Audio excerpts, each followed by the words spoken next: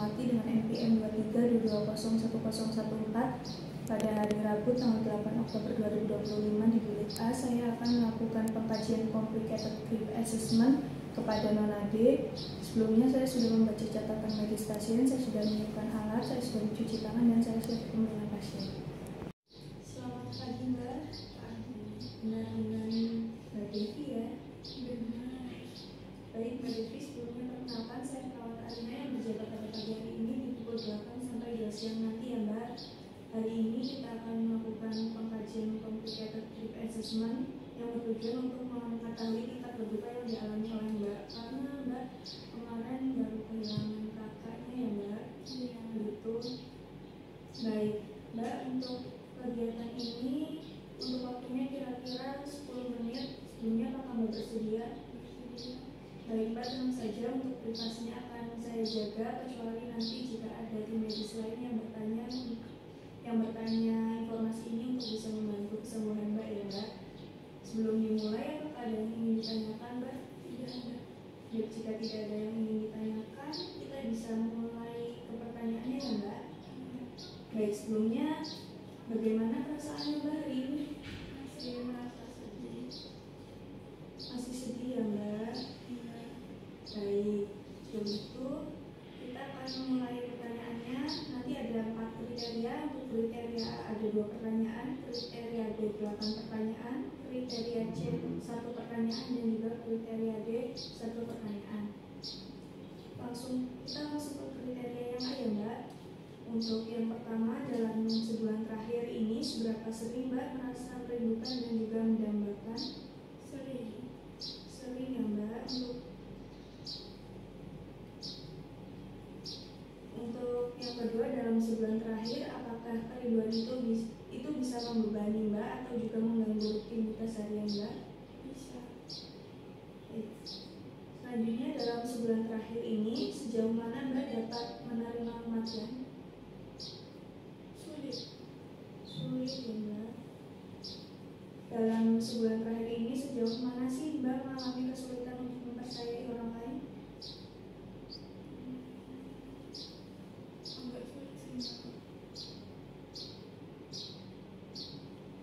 Untuk selanjutnya, dalam sebulan terakhir ini sejauh mana Mbak merasa panik atas kematian? Baik banget.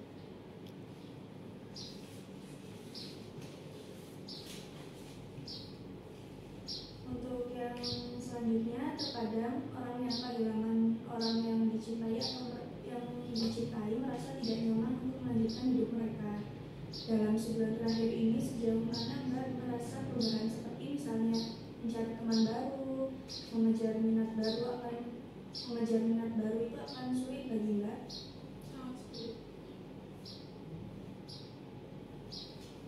Dalam yang selanjutnya ya Mbak, dalam sebulan terakhir ini sejauh mana sih Mbak merasa hampa atau kesulitan untuk berhubungan dengan orang lain? Merasa hampa.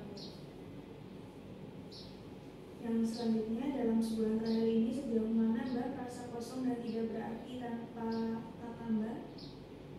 Kosong, merasa kosong banget Mbak. Kosong sekali ya Mbak. Baik, selanjutnya dalam sebulan terakhir ini sejauh mana Mbak merasa masa depan tidak memiliki makna atau tujuan tanpa kakak Mbak? Tidak merasa. Baik, dalam sebulan terakhir ini sejauh mana Mbak merasa gelisah atau mudah terkejut?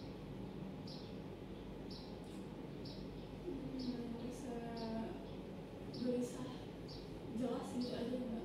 Gelisah pokoknya. Oh seperti itu, baik.